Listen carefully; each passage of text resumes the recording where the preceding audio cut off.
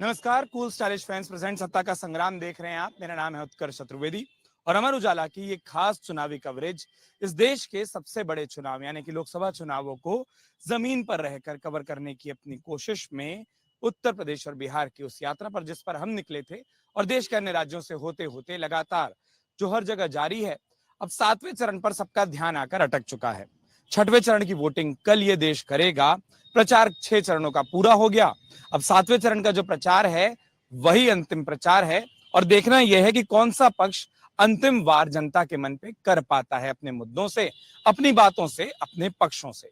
सुबह से एक तस्वीर आप लगातार देख रहे हैं। अलग अलग चर्चाओं के दौरान आपने देखा कि कुशीनगर लोकसभा क्षेत्र पे हम मौजूद हैं, लोगों से चर्चा कर रहे हैं।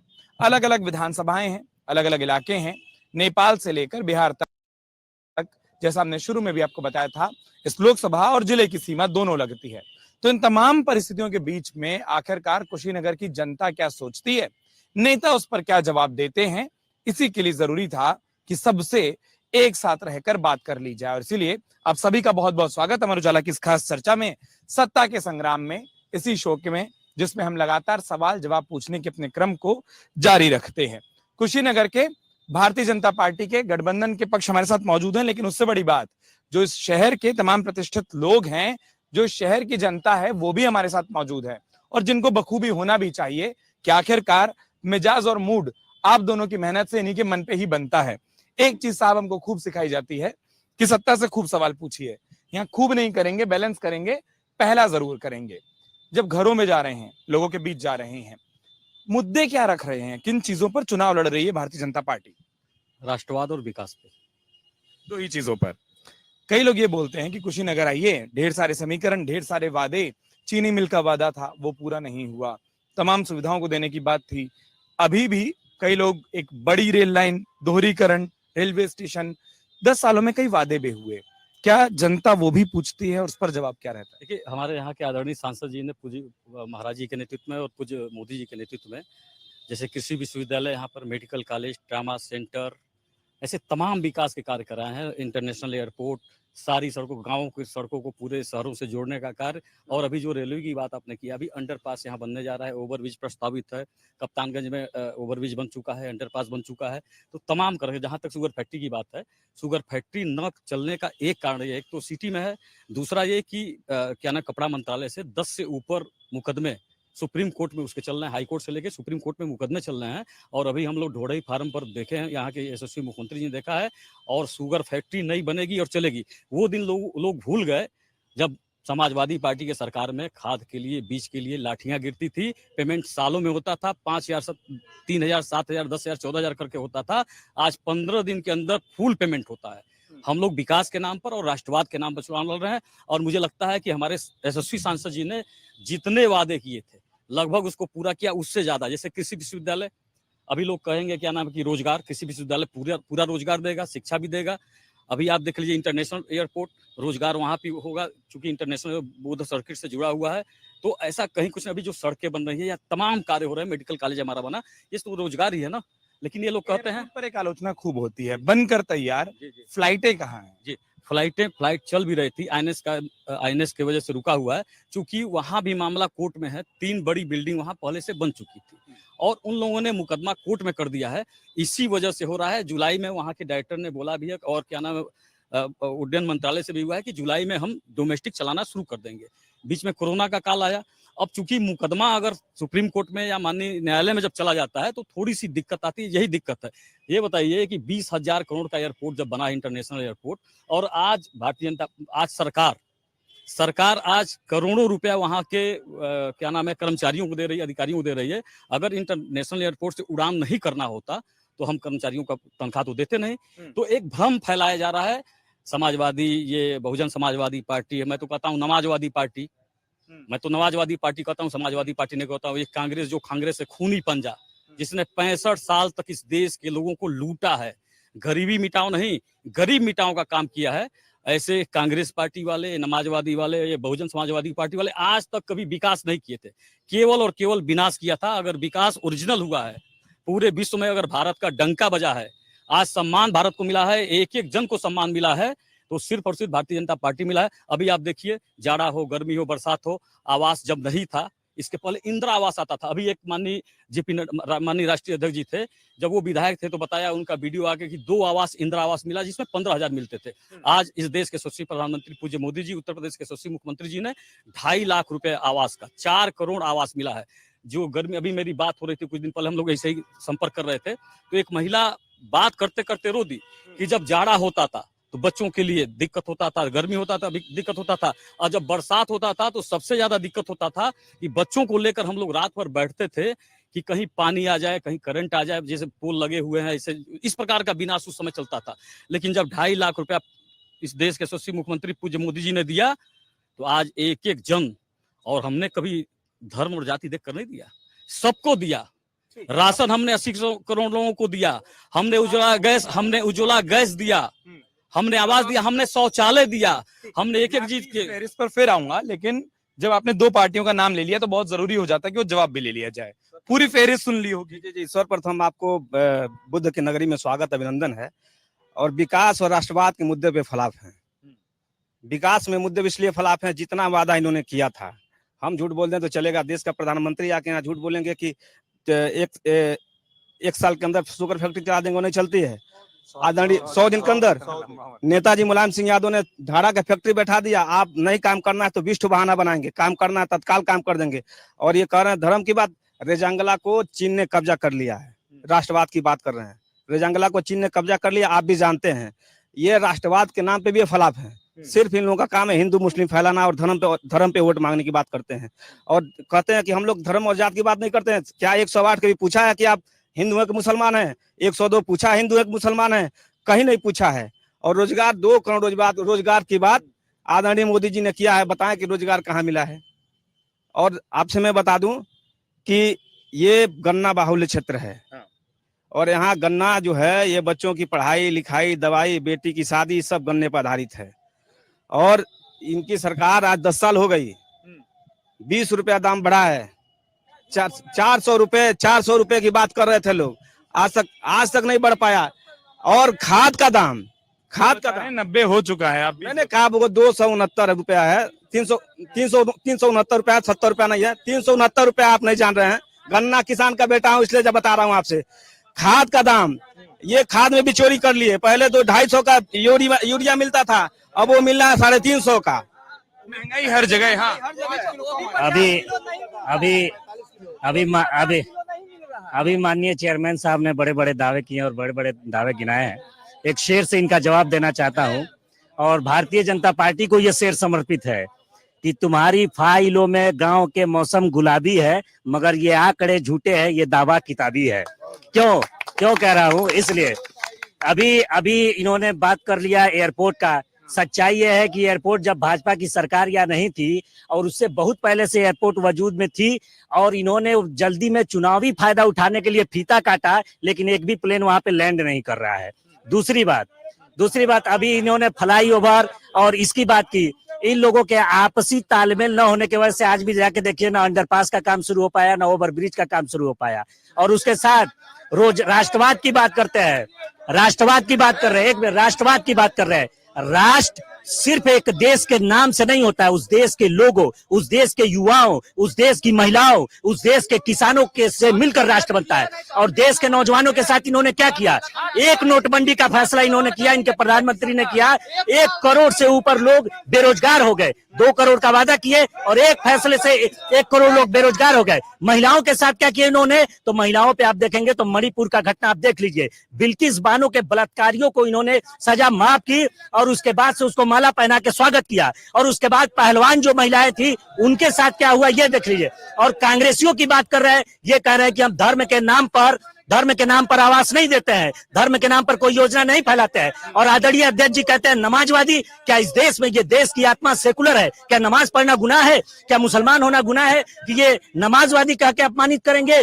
दूसरी बात मैं ये कहना चाहता हूं कि सबसे ज्यादा इस देश में नुकसान किसानों को पहुंचाने वाली भारतीय जनता पार्टी की सरकार कर रही है। ढेर सारे आरोप लगा दिए आपके तमाम समर्थक। एक मिनट, निहत्थे कारसेवकों पर गोली चलवाने वाले को नमाजवादी नहीं तो क्या कहा जाएगा? धर्म के आधार पर पिछड़ों और अनुसूचितों का आरक्षण छोड़ के मुसलमानों को आरक्षण देना, क्या ये नहीं कहा जाएगा नमाजवादी? ये 100% नमाजवादी हैं। जब 2014 के बाद की सरकार को देखिए, 2017 के बाद की देखिए, अरे विकास, विनाश विनाश विनाश, सिर्फ और सिर्फ विनाश। इनसे ज्यादा हमने आवाज दिया, किसी का नहीं पूछा, सबको आवाज मिला, सारी सुविधाएं सबको मिली, सड़क पर सब चल रहे हैं। ये लोग केवल विनाश किए हैं, विनाश से ज्यादा कुछ नहीं किया है इन्होंने। और इन लोगों को वोट मांगने का अधिकार नहीं है। धर्म की बात करते हैं, वोट मांगने का अधिकार नहीं। मैं थोड़ा सा जनता के बीच में आ जाता हूँ, मैं फिर वहां आ रहा हूँ। अब जब आप लोग बीच में रहते हैं तो कई बार कानों में बहुत दिक्कत होती है दो तरफ के प्रचार में। मूड क्या है जनता का कुशीनगर का? सबसे पहले हम आपका कुशीनगर में बहुत बहुत स्वागत करते हैं, अखिल भारतीय उद्योग व्यापार मंडल की तरफ से, सारे व्यापारियों की तरफ से। हम आपको बताना चाहते हैं कि पिछले 10 सालों में व्यापार और व्यापारी सुरक्षित है। पिछले 10 सालों में व्यापार और व्यापारी सुरक्षित है। व्यापार और व्यापारी दोनों सुरक्षित है। आज व्यापारी अपने दुकान से, अपने घर से दुकान को जाता है तो वो सुरक्षित आता है, इसकी गारंटी है। आज इसकी गारंटी है कि व्यापारी सुरक्षित अपने घर को जाता है। आज सुरक्षा का माहौल सरकार ने दिया है। इस सरकार में व्यापारियों की बात सुनी जाती है। क्या मैं ये मानूं कि इस देश के लोकसभा चुनावों में राज्य सरकार की भूमिका बेहद महत्वपूर्ण हो गई है? बिल्कुल, राज्य सरकार की आज जो भूमिका है माननीय योगी आदित्यनाथ महाराज जी का, आज वही कारण है कि आज व्यापारी सुरक्षित है उनकी नीतियों की वजह से। आज कोई भी व्यापारी से कोई गुंडा टैक्स नहीं ले सकता है, कोई माफिया टैक्स नहीं ले सकता है। ये सबसे बड़ा कारण है। आज मैं फिर लौटता हूँ। हाँ, आराम से। हाँ, इतना दम है, अगर ईडी जो गठबंधन बना है इतना दम है तो बोल गए थे क्या? नहीं, गठबंधन जो इन लोगों का इंडी गठबंधन है, इन लोगों का ये दम कहाँ चला गया? कुशीनगर जनपद में तमाम नेता थे ये सपा के, बाहरी प्रत्याशी को बुलाया गया जो इस जनपद का ABCD नहीं जानता है। मैं पूछना चाहता हूँ आपके चैनल के माध्यम से, इनका प्रधानमंत्री का नेता कौन है? आपस में ही मार हो रहा है। ये लोग ठगबंधन, महाठगबंधन बनाए हैं और महाठगबंधन बना के 1 तारीख के बाद इनका जो नेता पिंटू सिंह सहितवार है जनपद में भूल के फिर कभी नहीं आएंगे, समाप्त हो जाए। तो अभी ये वाला जवाब भी लेते हैं। मैं आप पर आ रहा हूँ, उसके बाद जवाब लेकर आप पर आ रहा हूँ। क्या प्रत्याशी बाहरी है? ऐसा है, अगर प्रत्याशी बाहरी का इनको विरोध करना है तो सबसे पहले मोदी जी का विरोध करें कि मोदी जी बनारस जाके क्यों चुनाव लड़ रहे हैं, यूपी में क्यों चुनाव लड़ रहे हैं। वो गुजरात उनका जन्म स्थान है, गुजरात से जाके चुनाव लड़े। तो भारतीय जनता पार्टी कंट्राडिक्शन का शिकार रहती है, विरोधाभास का शिकार रहती है। कल तक ये आरोप लगाते हैं कोयला घोटाले का, अब वही नवीन जिंदल जब भाजपा में शामिल हो जाते हैं, वह मशीन उनका कचरा एकदम साफ कर देता है और वो बीजेपी के लिए पाक साफ हो जाते हैं। कल तक जिसके ऊपर सांप्रदायिक होने का आरोप लगाएंगे, कल वही भाजपा में शामिल हो जाएगा तो सबसे बड़ा राम भक्त हो जाएगा। तो बीजेपी कंट्राडिक्शन की शिकार है। कांग्रेस और इंडिया गठबंधन इस देश के नौजवानों के लिए, अभी कह रहे थे ना, रोजगार की बात कर रहे थे, चाहे राष्ट्रवाद की बात कर रहे थे, चाहे विकास की बात कर रहे थे, तो उसमें आप देख लीजिए इन्होंने क्या किया। अग्निवीर जैसी स्कीम लाई अपने बेटे के लिए, बीसीसीआई का कानून बदल करके अपने बेटे को का अवधि लंबा कर दे रहा है। और इस देश के बेटों के लिए इन्होंने जो 10 साल से ऊपर सेना में जिनके लिए अस्थायी भर्ती थी, अग्निवीर लाके 4 साल में रिटायरमेंट की व्यवस्था करते। एक लाइन और, जो प्रधानमंत्री 75 साल के होने के बाद अपने लिए तीसरा टर्म मांग रहा है, वो इस देश के नौजवानों को 4 साल से ऊपर का टर्म देने के लिए तैयार नहीं है। मैं एक बार आता हूँ, तुरंत आ रहा हूँ। आप निर्दल लड़ रहे हैं, शंख बजा बजा के प्रचार हो रहा है। अब एक बात बताइए और ईमानदारी से बताइएगा, हाथ में शंख है, सर पर तिलक है, ये सब आपके विरोधी हैं, विपक्षी हैं या वोटर है? ये सब भी लोग विपक्षी हैं इस समय। वोटर तो हमारी जनता है, जनता जो है वोटर देगी। और मैं बता रहा हूँ, ये लोग केवल अगर इन वोट देने को तैयार थे, आप विपक्षी मान रहे हैं? ये लोग हमें वोट नहीं देंगे, पूरी तरह से मैं कह सकता हूँ। जो लोग योगी मोदी जय श्री राम का नारा लगा रहे हैं, अगर वो लोग रोजगार दिए रहते, एक भी ऐसा कोई वैकेंसी बताइए जिसकी नियुक्ति हुई हो, पिछले सालों में एक भी वैकेंसी नहीं है। यहाँ के युवा रोजगार के लिए भटक रहा है, सभी लोग बेरोजगार हुए हैं। इनकी सत्ता, भ्रष्टाचार जनित पार्टियों की सत्ता इस बार पूरे देश में गिरने वाली है। और मैं नहीं कह रहा हूँ, मेरे हृदय से आ रहा है। मैं बता दो कि यहाँ अंतर्राष्ट्रीय एयरपोर्ट तो बना है, विदेशी वालों की दूर की बात है, देशी वाले भी बंद कर दी गई है। मेडिकल कॉलेज तो बना है, कोई सीनियर रेडियोलॉजिस्ट नहीं है। यहाँ कोई भी बिजली की व्यवस्था नहीं है, उसमें इनकी सरकार है, लेकिन सीनियर रेडियोलॉजिस्ट क्यों नहीं है? वहाँ एक्सरे मशीन के कोई डॉक्टर क्यों नहीं है? ये सवाल इनको लोगों पे खड़ा करता हूँ। मैं जवाब भी ले लेता हूँ। रोजगार से, हाँ रोजगार से नहीं, रोजगार आपने मुद्दा कहा, लेकिन एक मौका मुझे दीजिए, 1 मिनट में मैं अपनी बात समाप्त करता हूँ। अभी हमारे माननीय भाई साहब कह रहे थे कि अरे रुको भाई, अरे रुक जाओ, अरे बोलो, आप बोलिए ना, सुनो, रुको मैं, आप बोलिए भाई। ये देखिए, उत्तर प्रदेश में योगी की सरकार जब आती है तो गुंडे माफिया या तो जेल में रहते हैं या तो प्रदेश छोड़ के भाग जाते हैं। और अभी तो आजकल चल रहा है। सुन लीजिए, इनके द्वारा पोषित गुंडे, इनके द्वारा पोषित अपराधी और घोसी में और सारे आम जनमानस से गोली चलाने वालों को ये गोदी में बैठाते हैं। हमारा नारा है सबका साथ, सबका विश्वास और सबका विकास, और हमने दिया है। हमने पढ़ने जा रहे हैं मुख्तार अंसारी के वहाँ पे, फातिया पढ़ने जा रहे हैं, उनको निमंत्रण नहीं आता, लेकिन प्रभु श्री राम से उनको जलन है। हिंदू हो, चाहे मुसलमान हो, चाहे सिख हो, चाहे ईसाई हो, सभी को एक समान मोदी ने अपनी योजनाओं का लाभ दिया है। चुट्टागिरी बंद है, सीधे खाते में किसानों के पैसा आ रहा है सीधे। इनके जमाने में राशन चोर, राशन माफिया, गुंडा, मवाली, ये क्या बात करेंगे? राशन का इन्होंने, एक मिनट, राशन का इन्होंने पुरजोर विरोध किया कि राशन दिया जाए। क्यों मैनिफेस्टो में डाले कि अब हम 10 किलो राशन देंगे? चलिए ये बात, वो तो पॉइंट है। जब राशन का विरोध करते हैं तो क्यों 5 की बजाय फिर 10 की बात करते हैं? मान्यवर, हम आपसे बता दें, राशन केवल ये बीजेपी सरकार नहीं शुरू की है, कांग्रेस ने शुरू किया था। ये आपको भी जानकारी है, आधा अधूरा जानकारी है। इन लोगों को केवल जय श्री राम कहने का, और ये फर्जी राष्ट्रवादी हैं। पहले आपसे बता दूं कि इनसे बता दीजिए कि इनके पत्नी खाते में 8500 रुपया जाएगा, और बहन LKG से लेके और UKG तक सारा फीस माफ है बेटियों का। और उतना ही नहीं कि ये तो अडानी और अंबानी का कर्ज माफ करते हैं। आदरणीय राहुल गांधी ने, अखिलेश यादव ने, अरविंद केजरीवाल ने ऐलान कर दिया है कि इस बार किसानों का सारा कर्जा माफ हो जाएगा। इस तरह की योजना लेके इन लोगों के बीच में हम सभी आए हैं। मैं थोड़ा सा मैं महिलाओं की, मैं आप पर अभी आ रहा हूँ। अरे बाप रे, हमें ये लोग बता दें कि भाई, मैं अभी क्वेश्चन मैंने किया था कि जनपद पे नेता समाप्त हो गए थे क्या समाजवादी पार्टी के, कांग्रेस के, कि देवरिया से बुलाया गया, और वो भी उसको बुलाया गया जिस जनपद का ABCD नहीं मालूम है। वो तो बोले बनारस में आप लोग जो कर रहे हैं वहीं से सीखा। नेता विहीन है, मुद्दा विहीन है, नीति विहीन है। प्रधानमंत्री का चेहरा बता दे, आपने प्रधानमंत्री चेहरा बता दे गठबंधन का। क्या नाम है? राहुल गांधी है प्रधानमंत्री। राहुल गांधी है हमारे नेता। मैं जवाब दे दे रहा हूँ। ये सपा वाले जब आपके नेता का नाम बोले तो खुश होना चाहिए। ये कह रहे प्रधानमंत्री का चेहरा बता दे, तो प्रधानमंत्री के चेहरे ने, अरे रुको यार, ऐसा ठकाठक किया है कि मोदी जी की जुबान खटाखट फिसल रही है और इनका दिल धकाधक कर रहा है। वो है राहुल गांधी बनाए जा रहे हैं, जिसको पूरा देश पप्पू के नाम से जाना जाता है, जिन्हें ये भी नहीं मालूम है कि हमें कहना क्या है, लोग सुनते क्या है। वो आलू से सोना निकालेंगे, कपास के खेत में जाएंगे तो कहीं कपासी की खेती लगी है, क्यों नहीं यहाँ पे कपड़ा का खेत लग जा रहा है। ये राहुल गांधी है, ये नेता बनेंगे। किस बात से इतनी खुशी हुई आपको? भैया जी जिन जो स्पीच दी उस भाषण से, क्योंकि हर मोदी, घर घर मोदी। क्या कारण है अगर इतनी लोकप्रियता हर घर, क्यों? ने जो भी कहा उन्होंने करके दिखाया। उन्होंने हर चीज अपने तरीके से मतलब अवेलेबल किया, हर चीज। जैसे कि अब उन्होंने राम मंदिर का वादा किया, उन्होंने वो भी करके दिखाया। तो और अरे जब वो गरीबों को अगर कुछ निकाल के देंगे, रोजगार देंगे, तो थोड़ा महंगाई तो बढ़ाएंगे ना। कहाँ से देंगे वो? महंगाई बढ़ाए तो देंगे लोगों को।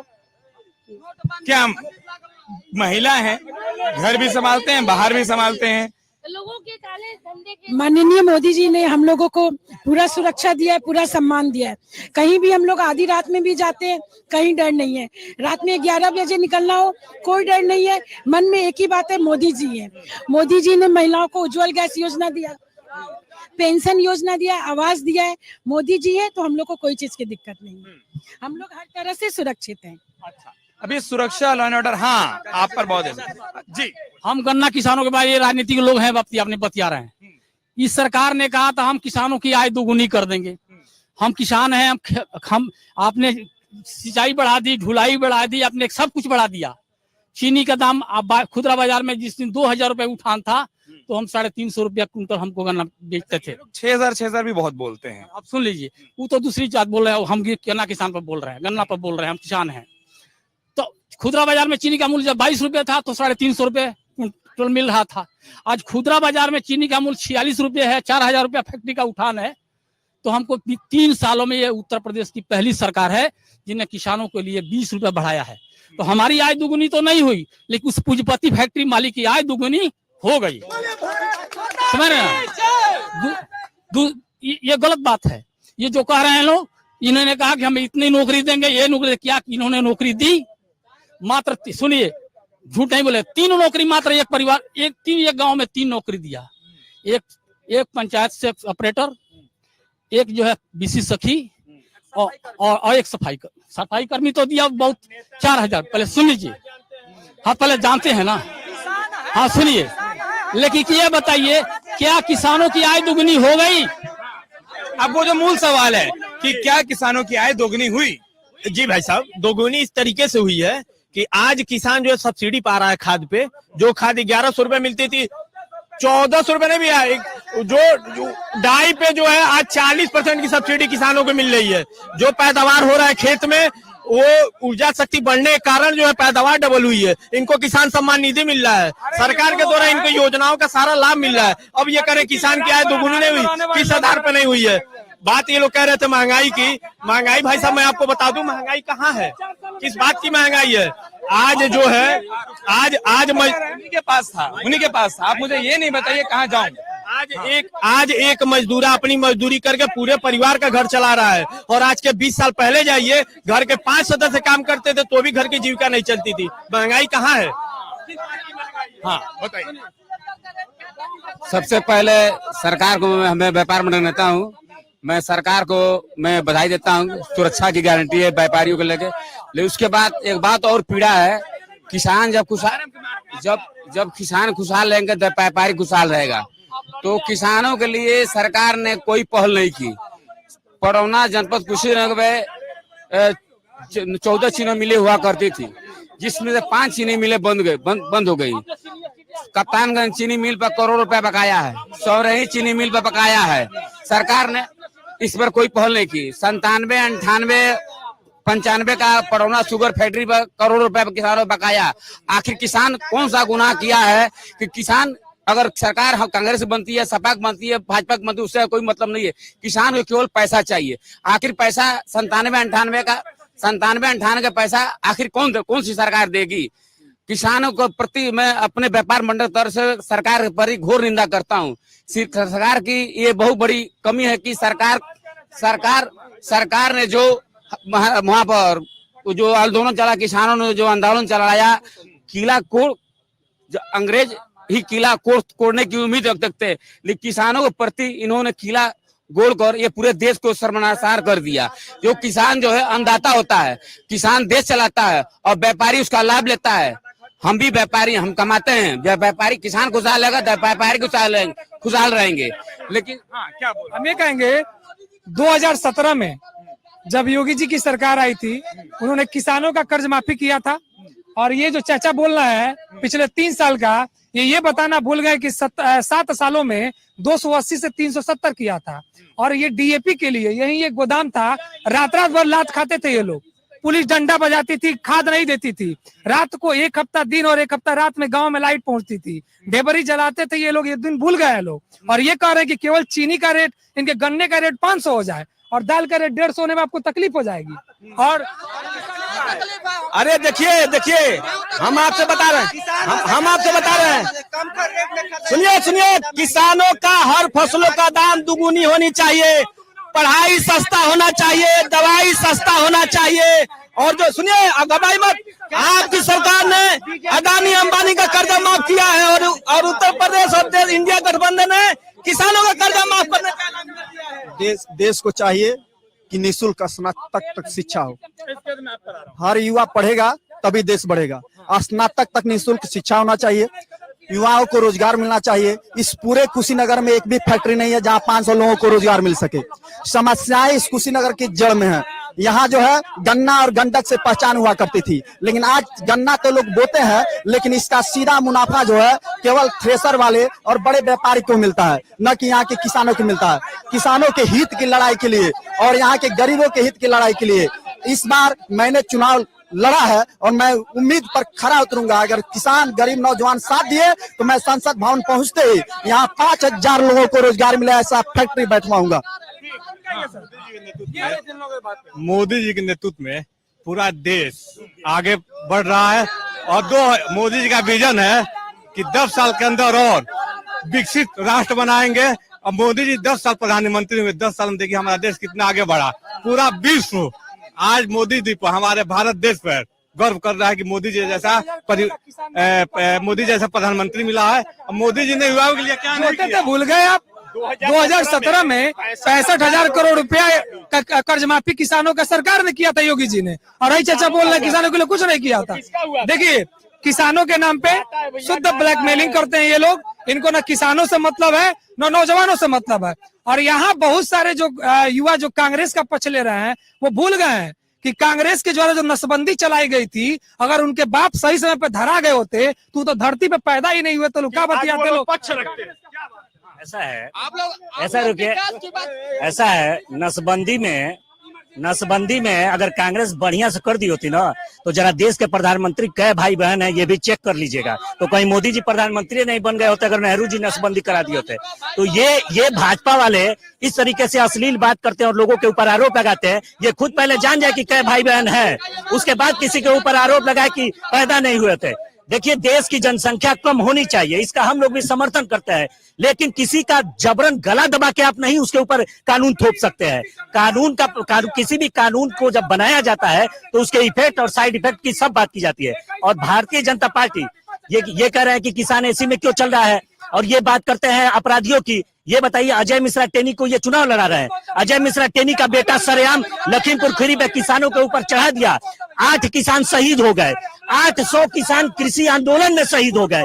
इनके प्रधानमंत्री के मुंह से एक भी किसानों को श्रद्धांजलि तक अर्पित नहीं की गई है। और ये किसानों की बात करेंगे, महिलाओं के साथ क्या हो रहा है सब कुछ आप देख रहे हैं। और कुशीनगर में बड़ी बात कर रहे हैं।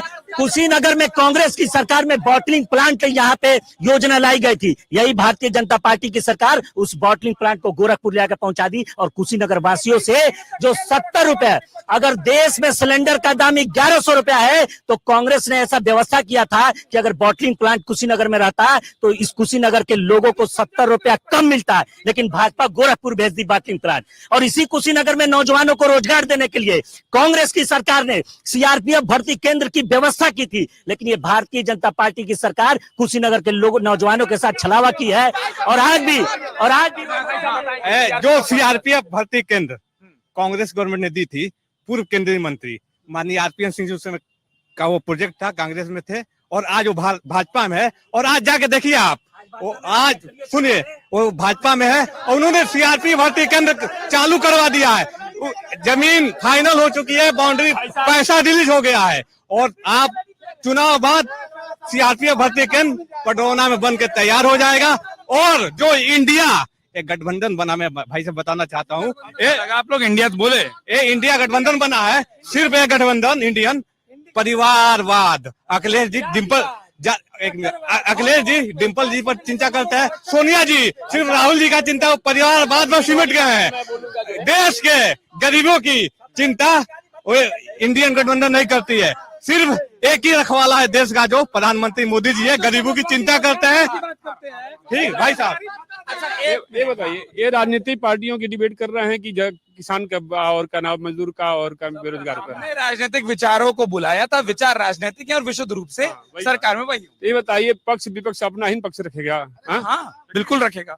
और जिसका जो विकास हुआ है वो अपना बात रख रहा है। आप क्या इसमें निकालेंगे कि आपके हिसाब से विकास पर बात हो भी रही है? कोई इमरजेंसी पर पहुंच गया है, कोई नसबंदी पर पहुंच गया है, हम तो यही सुन रहे हैं ना। हम देख रहे हैं कि बेरोजगारी है, सत्ता। देखिए सुनिए, जिसकी सत्ता आती है अपने हिसाब से वो कार्य करता है, ठीक ना। अब विपक्ष उसका आवाज उठाता है, तो लेकिन विपक्ष में बैठने वाला भी आवाज नहीं उठा रहा है। इस शासन काल में 10 शासन काल में देख लिए हम, विपक्ष में बैठने वाला भी आवाज नहीं उठाता है और जो पक्ष में जाता है वो भी आवाज नहीं उठाता है। ये पटरौना का विकास जितना हुआ ठीक है, कुछ ऐसे विकास हैं जैसे ऑटो रिक्शा है, जैसे री रिक्शा वाले हैं, आज तक उस उन लोगों का ठहराव के लिए कोई जगह नहीं बना। नगर पालिका में बहुत समस्या है, जो पानी निकलने की समस्या है, ये तो सारी समस्या तो हमारे नगर की है ना। इसी में परेशानी है कि गन्ना किसान की समस्या है, औने पौने ये होता ही होता है। बस स्टैंड की बात करते हैं, ये ठग गठबंधन के लोग बस स्टैंड की बात करते हैं। सामने जाइए, बस स्टैंड बनकर तैयार हो रहा है। और मैं बताता हूँ, ये वापस जब आप लोग बोलते तैयार हो रहा है, हमको दिन भर कोई बोल रहा था कि 10 साल बाद तैयार हो रहा है, जवाब आता है। तैयार होगा का जवाब कब आएगा? तैयार चुनाव बाद इसका उद्घाटन होगा। अभी जो है हुआ है ना भाई साहब, इसका प्रस्ताव जो है 6 महीने के अंदर हुआ है और काम 6 महीने के अंदर पूरा हो गया। मैं आपको बता क्या बोल रहे हैं? अरे देखिए, बीजेपी सरकार में अगर जो फायदा हुआ है तो बस अडानी अंबानी को। रही बात पटरौना की विकास की, तो चुनाव सर पे आया तो देखिए जोरों शोर से काम चल रहा है पटरौना बस स्टैंड का। 10 साल में किसी को नहीं दिखाई दिया। 10 साल अब मांगेंगे तब मिलेगा हमको अधिकार, सरकार नहीं देख रही है। मांगेंगे नहीं, मानेंगे बोल रहे हैं कि अब आप मान लिए कि विकास चले ठीक है, अच्छा मान लिए, चले मान लिए, तो आखिर आंखों में धूल झोंकने वाला तो काम हो रहा है ना भाई। सरकार जब चुनाव सर पे आया तो उन लोगों को विकास दिखने लगा। बस अभी चुनाव सिर्फ वादा किया जाता है। मैं पूछना चाहता हूं कि जब प्रधानमंत्री जी आके वादा किए कि देश के प्रधानमंत्री जी आके वादा किए कि हम जो है 100 दिनों के अंदर चीनी मिल चलवाएंगे, लेकिन वह वादा झूठा निकल गया। ये लोग क्या वादा करेंगे? उस समय जो है 2014 की बात है, चुनावी सभा करने के लिए माननीय मोदी जी आए थे हमारे यहाँ रविंद्र नगर में। मोदी जी ने ये कहा था, उस समय कांग्रेस की सरकार थी और हमारे गृह राज्य मंत्री RPN सिंह जी थे उस समय। तो मोदी जी ने ये कहा, जो राजा, क्योंकि वो हम लोगों के पार्टी में तो उस समय थे नहीं, हमारे विपक्ष के नेता थे, तो हमारे मोदी जी ने अपने भाषण में ये कहा था कि जिस राजा के घर के पीछे की चीनी मिल है, अगर वो नहीं चला पाए तो मैं क्या, आप लोग मुझे मौका दीजिए।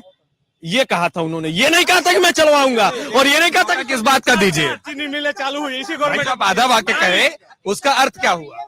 नहीं, उन्होंने ये कहा था, उन्होंने ये चीज कहा था कि जब ये नहीं चलवा पाए तो मैं क्या, मतलब उनके कहने का मतलब ये था कि मैं तो पहले बनूं। तो 2014 में तो वो प्रधानमंत्री थे नहीं, सरकार आई तब न बने। तो अगले बाद उसके बाद क्या, जो आप कहने में तो वही वाक्य पूछ रहा हूं। हाँ, उसके बाद विचार हुआ है, कपड़ा मंत्रालय को तत्काल ये जो है फैक्ट्री दी गई थी, तो उसने कहा कि ये जो है क्या बोलते हैं, नहीं जर्जर स्थिति में तो है ही है, लेकिन शहर के बीचों बीच की है, इसलिए उस फैक्ट्री के लिए अलग जगह चुन के वहां फैक्ट्री का निर्माण होगा बहुत जल्द जो है जी। अब ये क्या चुनावी आश्वासन नहीं हो जाता है कि 2014 का वादा 24 में भी वही है? चीजें जो है समय के साथ, देखिए 70 साल पहले और 70 के बाद दशक में बहुत से प्रधानमंत्री देश में आए, राजीव गांधी आए, और राजीव गांधी का स्टेटमेंट है, यही आए थे तुलसी विद्यालय में, कि 100 पैसा केंद्र से चलता है और वो 10 पैसा जनता के बीच में जाता है। और मैं दावे के साथ कह रहा हूँ कि मोदी सरकार में कोई माने या ना माने, मैं यहाँ कोई राजनीति करने नहीं आया हूँ, मैं डिबेट करने आया हूँ। और डिबेट स्वच्छ होना चाहिए, साफ सुथरा होना चाहिए, अपनी सही बात रखना चाहिए, सच्चाई जो हो। मोदी जी ने किसान निधि सम्मान योजना चलाया, और आज कोई किसान जिसके खाते में पैसा जाता है, कोई माई का लाल ये नहीं कह सकता है कि बिचौलिया पैसा खाता है। उज्ज्वला योजना चलाया, सुन लीजिए। अभी इन्होंने जो बात कही, हम उस पर भी, हम किसान के नेता, हमें भी 6000 रुपए किसान निधि मिलता है। बोला किसान के नेता आप हैं, अब नेता पर तो है। हाँ, 6000 वो भी दिया और 13 रुपए का आपने अनाज दिया। अगर एक कार्ड पर अगर 7 यूनिट है तो आपने 100 रुपए का अनाज दिया, मैंने 3 3 का 9 किलो, 9 रुपए चावल का दाम और 4 रुपए 13 रुपया हुआ, तो 100 रुपया आपने दे तो 12,000 वो हो गया, 12,000 हो गया, 100 रुपया के हिसाब से 1200 हो गया, और 6,000 ये 7200 हो गया। आपने गैस सिलेंडर का दाम 400 में हो रहा था, आपने बढ़ा के 1200 किया, तो 600 रुपए तो आपने 12 चौक 7200 तो आपने यही ले लिया, तो यही पूरा होगा। उसके बाद पेट्रोल आपने बढ़ाया, डीजल बढ़ाया, किराया बढ़ाया। इस देश की पहली सरकार है जो 25% किराया बढ़ाई है, उसका क्या नाम है, रोडवेज का, ये पहली सरकार है। और ये भारतीय जनता पार्टी की भी सरकार ये रही है, कल्याण सिंह की भी सरकार रही है, जो हर बार किसानों को 1 रुपया बढ़ाती थी। लेकिन ये उत्तर प्रदेश की मोदी, यदि क्या योगी जी की पहली सरकार है जो 3 वर्षों तक गन्ने का मूल्य 1 रुपया नहीं बढ़ाया, 3 दिन में नहीं बढ़ाया, सुन लीजिए कल्याण सिंह के बाद जो है इतने दिनों में जब अखिलेश जी की सरकार थी तो आपका क्या मूल्य का समर्थन मिला था गन्ना मूल्य का? गन्ना मूल्य जिस समय जोगी जी के नेतृत्व में गन्ना मूल्य 15 दिन के अंदर किसानों के खाते में पैसा आ जाता था। यही सपा की गवर्नमेंट थी, बहुजन की थी, 2-2 साल में गन्ना किसानों को पैसा नहीं आता था। आज किसान खुश हैं और देश के यशस्वी प्रधानमंत्री किसानों से सुन लिए हम जो है हम अरहर भी पैदा कर, सुन लीजिए मैं दाल नहीं खरीदा था अपने जीवन में कभी, सुन लीजिए मैं अरहर भी पैदा करता था, मसूर भी पैदा करता था और बकला भी पैदा करता था। दाल तिलहन पर मैं स्वस्थ था, खरीदने नहीं जाता था। लेकिन इन्होंने जो ये जो आवारा पशुओं को जो छोड़ दिया, कह दिया कि अगर आवारा पशु रखें तो आप जंगलों में लेकर रहना चाहिए, उसके डर से रहर नहीं बोना बन के सब छीमी खा जाती हैं, बकला खा जाती हैं, मसूर बोलना बंद कर दिए। सुन लीजिए आज इसीलिए हम एक बंद इसलिए कर दिए कि ये सब खाए, लागत हमारी नहीं निकलेगी, सब खा जाएंगे। अब 72 सुनिए आवारा पशु हमारे तरफ सारा तब बर्बाद कर दिया ये फसल, है ना। और ये कह रहे हैं कि हम किसानों की आय दोगुनी कर देंगे। इतना घटिया किसान का ऐसी सरकार तो कभी आई ही नहीं थी, आपको बता देता हूँ। इन्होंने कहा किसान के बारे में 17 से कहा कि योगी जी जब मुख्यमंत्री होते हैं उत्तर प्रदेश के, तो उत्तर प्रदेश के जब मुख्यमंत्री योगी जी होते हैं तो देखा कि कितना कचरा इस प्रदेश में है। आप भले मीडिया से हैं लेकिन आपको पता होगा कि कितना कचरा इस प्रदेश में फैला हुआ था। 2-3 साल में योगी जी ने उन कचरे को साफ किया, रोडें चौड़ी कराई, विकास का गति दिया और उसके बाद कोरोना आया। उस कोरोना काल में मैं इन विपक्षियों से पूछना चाहता हूं कि जब लोग ऑक्सीजन के अभाव में मर रहे थे, खाने बिना मर रहे थे, तो ये सारे विपक्षी एसी की हवा ले रहे थे और योगी और मोदी और भारतीय जनता पार्टी के कार्यकर्ता, चाहे वो बूथ स्तर का हो, जिला स्तर का हो, सांसद हो, विधायक हो, सभी लोग रोड पे निकल के जनता की सेवा में घर घर खाना पहुंचाना, दवा पहुंचाना, ऑक्सीजन की व्यवस्था करना, कानून व्यवस्था उसी में देखना था। जनता कहीं उन्मादित पड़े होंगे कि कोविशील्ड एक टीका लगी, उस कोविशील्ड पर भी 500 करोड़ रुपए का चंदा लिया गया, बकायदे पेपर में निकला हुआ था। उस कोरोना काल में भी जो टीका लगवाया जाता है उस पर भी जो है 500 करोड़ रुपए का चंदा लेना और चंदा लेकर और गलत इंजेक्शन लगवा देना। आप ये बताइए उस टीके से हार्ट अटैक की तमाम तरह की पेपर में निकला हुआ है, उससे हृदय घात से इस पूरे कुशीनगर में देख लिया जाए तो सिर्फ कुशीनगर का आंकड़ा निकाला जाए तो इस वर्ष में निकल जाएगा कम से कम 500 लोग हार्ट अटैक से मरे हैं। इसका खमियाजा कौन देगा, इसका भुगतान कौन करेगा? ये कह रहा है ना, इनकी सरकारें सिर्फ झूठा वादा करती हैं और मैं कह रहा हूं कि आने वाले दिनों में इनकी सच्चाई चल जाएगी। इस समय इनकी सरकारें कैसे चल रही है, जिस प्रकार क्या हुआ चाचा जी बोल रहे हैं कि क्या जोगी जी ने हमारे खाते में रुपया भेज दिया। अब यहाँ के कहीं मास्टर हो खो, चाहे कुछ हो खो, तो यहाँ के खातों में रुपया आवत हो तो यहाँ के खाते में रुपया मन पड़ता बार बार। किसी गरीब से पूछा जा कि जो राशन जो भी मोदी चाहे जोगी जी दे रहे हैं उसके दिल पर पूछा जाए। जो 10 बीघा जोत रहा है उससे क्या पूछ रहा है, पता लगेगा उसको, पता तो उसको लगेगा जिसके घर में एक डिसमिल जमीन नहीं है। जो आदमी इस समय मुफ्त में राशन पा रहा है उसकी जीविका चल रही है और किसी बड़े आदमी का दबाव नहीं बर्दाश्त कर रहे। सब किसी की भोजन का व्यवस्था कर दिया है मोदी जी। सत्य बात यही है। यहाँ के बात यहाँ के पैसा चाहिए, पेंशन चाहिए। मोदी जी के लिए पूरे उत्तर प्रदेश के जनता ने गरीब किसान, नौजवान, महिला, जो भी गरीब जनता है मोदी जी के लिए एकदम खुलेआम इस बार कमल पर बटन दबाएगी। अब फिर से आप अकेले किसी से गरीब से रोड पर जाके पूछिए कि उसके दिल से क्या निकलता है। उसके दिल से यही निकलता है कि 2 बच्चे हमारे घर में हैं तो भोजन पा रहे हैं, भोजन मिल रहा है, मुफ्त में भोजन मिल रहा है। अरे तनौरी 5 किलो कैसे मिल जाता, सरकार दे तुम भी यहाँ 5 किलो गन्ना का पैसा का पानी है, गन्ना के पैसा का पानी है उठा तो गन्ना का पैसा कौन पेमेंट में कौन क्या सरकार में फसल बा कहीं पूछे किसके सरकार में। हाँ ले ये देखिए सबसे बड़ी बात है ये कि जितनी भी नौकरियां इन्होंने अब तक वांट निकाले, पहले सुन लीजिए, जितनी भी नौकरियां वांट निकाले सबको इन्होंने अपने कर्मचारियों को मिलकर लीक कर दिया ताकि लड़के नौकरी न पा सकें, समझ रहे ना। इनकी ये सोची समझी साजिश है रिलायंस पेट्रोल पंप जो कांग्रेस के जमाने में वो पेट्रोल पंप बंद था, उसका टैक्स माफ कर दिया, उसको पूंजीपति फिर अरबपति बना दिया। समझ रहे ना, आप किसान है ना। देखिए भाई साहब, ये लोग गुमराह करने का काम करते हैं। इस बार के सभी युवा राष्ट्र धर्म के लिए चाचा इस बार के सभी युवा राष्ट्र धर्म के लिए वोट करेंगे और हम लोग भाजपा को वोट करेंगे। वंदे मातरम। सरकार ने सबसे पहले बुनियादी समस्याओं पर सरकार ने नहीं ध्यान दिया।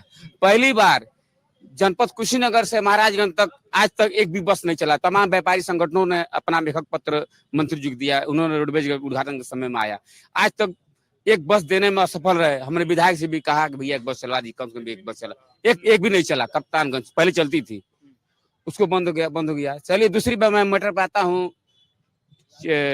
पटौना से देवरिया जोड़ने की योजना सरकार की 5 करोड़ सरकार उम्मीद कुशीनगर वासियों ने लगाया रहा कि इस बजट में हमको लंबी बजट मिलेगी और इसका योजनाओं पर विस्तार होगा, लेकिन झुंझुना थमा देगा 5 करोड़ रुपया। 5 करोड़ तो आने जाने में अधिकारी ही उसको चट कर देंगे। आज तक पता नहीं चला कि कहाँ तक सर्वे हुआ, क्या बनेगा, नहीं बनेगा और कब बनेगा। हम लोग 55 साल 60 साल की उम्र हो गई, हम चढ़ेंगे कि हमारे बच्चे चढ़ेंगे। इस पर आज तक सरकार ने बुनियादी समस्याओं पर सरकार ने नहीं ध्यान दिया।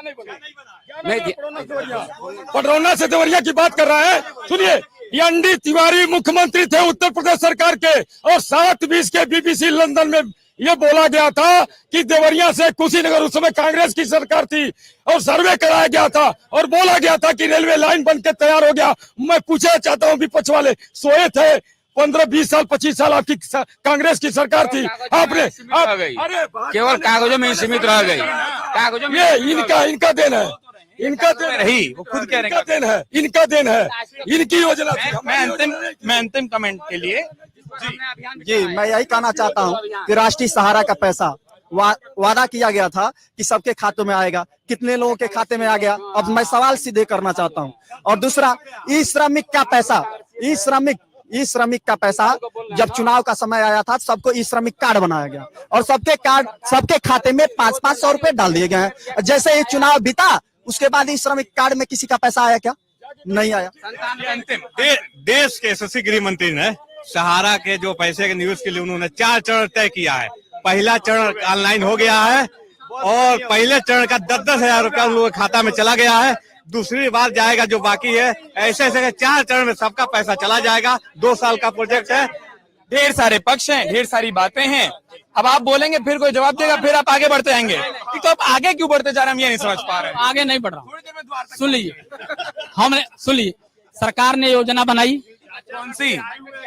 यही सरकार ने कि कौन सी योजना की बात कर? ये जो है पहले भी थी। किसान सी योजना के बारे में? किसान क्रेडिट वाली, किसानों को सस्ते ब्याज पर जो है उसको कर्जा दिया जाएगा, लेकिन हर बैंक का कर्मचारी बिना कमीशन का कर्जा नहीं दे रहा है। दूसरी बात ही, इसने पहले कर्जा देने से, किसान क्रेडिट पहले देने से पहले, ये सब लोग जानते हैं, लेने से पहले वो फसल बीमा का पैसा काटता है। अगर फसल बीमा का पैसा नहीं आप देंगे तो आपको लोन मुहैया नहीं करेगा।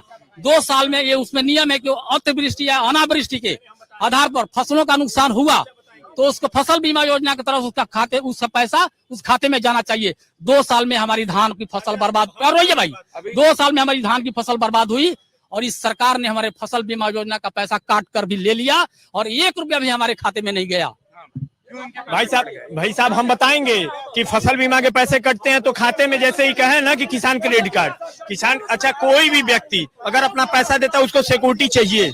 सिक्योरिटी के तौर पे इनके फसल का बीमा वो न कराए तो उसका पैसा आएगा कहाँ से? वो इनको लोन भी दे दे और ये कहे कि गन्ना लोग खा गए। ठीक है, मैं इस चर्चा को यही विराम देता हूँ। ढेर सारे मुद्दे, ढेर सारी बातें आई, सबने अपने अपने पक्ष रखे। बतौर मतदाता आपको एक बात का ध्यान रखना है, इन बहसों को जारी रखते हुए अपने हिस्से की एक बात याद रखनी है। जितनी जोर से ये अपने हिस्से की भूमिका निभा रहे हैं, बतौर मतदाता आप भी एक भूमिका निभाइए, वोट जरूर देने चाहिए। कल ये देश 6वें चरण का वोट करेगा, उस वोट पर अपना ध्यान रखिएगा। बहुत बहुत धन्यवाद।